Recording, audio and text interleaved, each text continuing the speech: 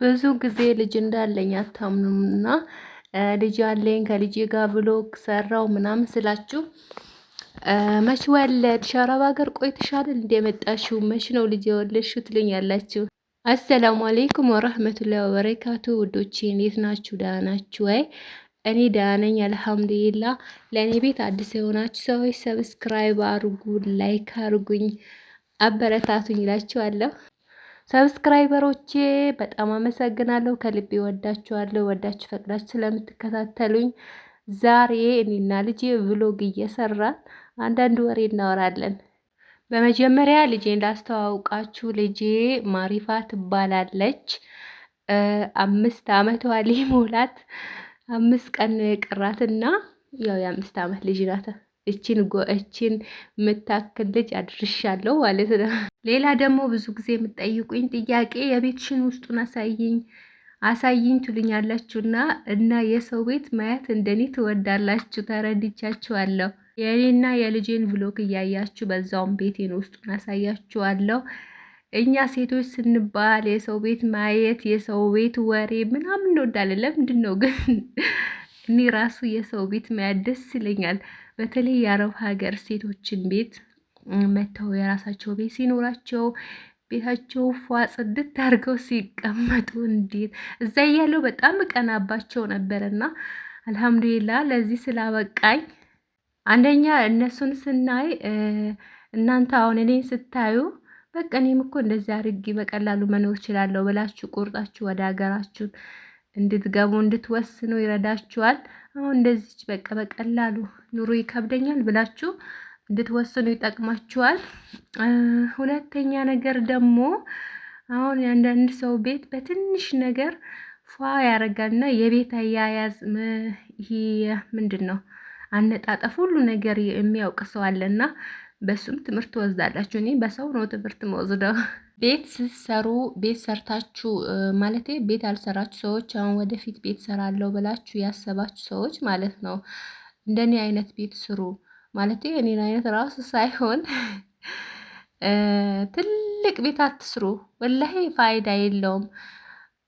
ምናልባት ባላችሁ የሚያግዛችሁ ከሆነ ባላችሁ የራሱ ስራ ካለው አብራችሁ የምትሰሩ ከሆነ ሌላ ትርፍ ቦታ ለክራይ ምናምን መስራት ትችላላችሁ። ግን እናንተ ብቻ የምትሰሩ ከሆነ እዛ ሆናችሁ እዚህ የሚሰራላችሁ ሰው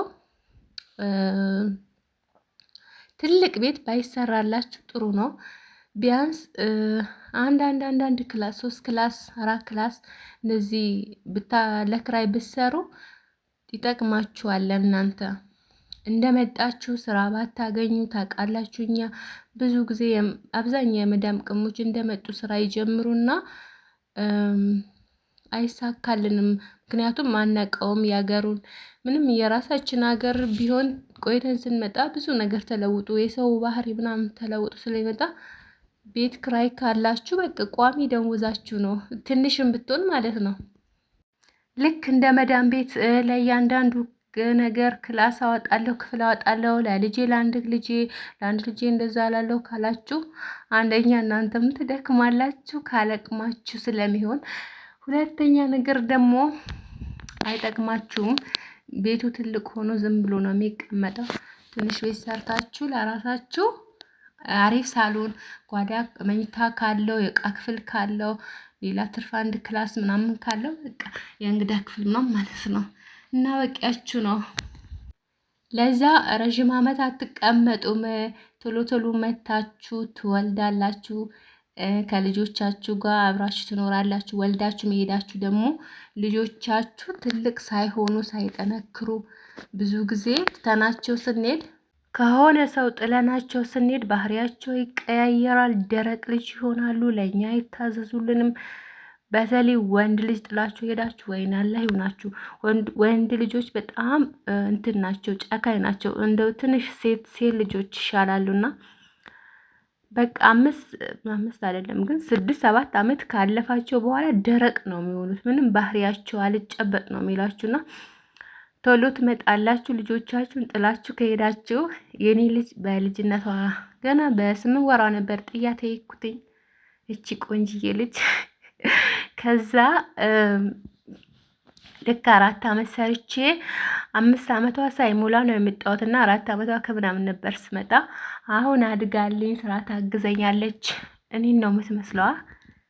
እና እኔ ድሮም ሳልወልድም በፊት ሰርቻለሁ። ሳላገባ በፊት በልጅነቴ ነው እንደይኩ ነግራችኋለሁ። ግን አንዴ ብቻ ቁጭ አላልኩም፣ ማለቴ ቀጥታ ቁጭ አላልኩም፣ እየተመላለስኩ ነው የሰራሁት። ዝም ብላችሁ ቁጭ አትበሉ እሺ።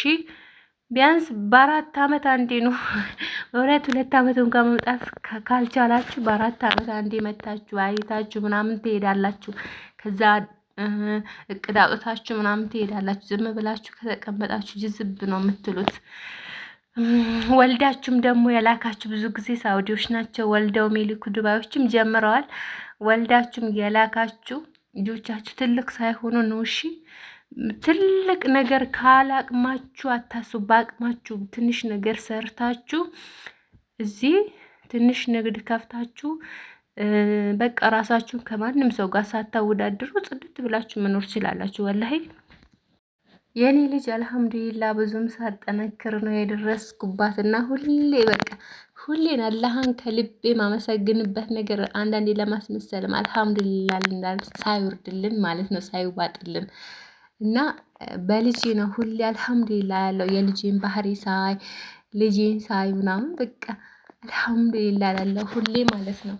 እና አንደኛ ታከብረኛለች፣ ትታዘዘኛለች፣ ጨምላቃ አልሆነችም። በስርዓት ነው ያሳደገችልኝ እናቴ። ጀዛዋን አላህ ይክፈላትና ሌላ ደግሞ ትልቅ ሳትሆን ነው የመጣሁትና እናንተም እንደዛ ልጆቻችሁ ሳይተልቁባችሁ ሌላ ባህሪ ሳያመጡ ገምጫጫ ልጅ ሳይሆኑ በተሎኑ አላህ ደግሞ ከልጆቻችሁ በሰላም ያገናኛችሁ። ወላሂ የልጅ ናፍቆት በጣም ከባድ ነው።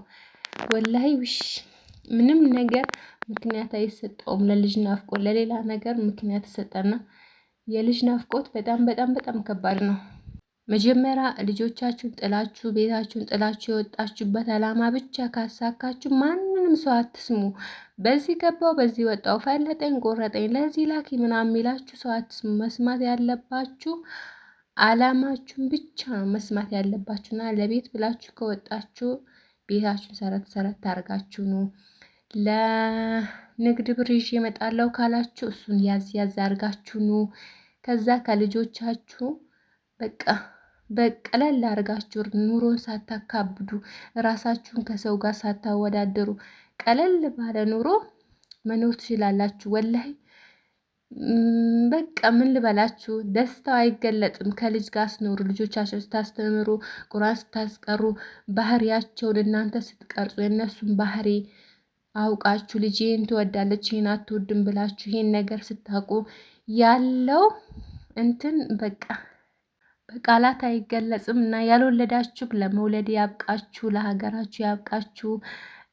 የልጅ ናፍቆት ያለባችሁ በአላህ በሰላም ከልጆቻችሁ ጋር ያገናኛችሁ። ውዶቼ ወዳችሁ ፈቅዳችሁ ስለምትከታተሉኝ ከልቤ አመሰግናለሁ። ወዳችኋለሁ። ባይ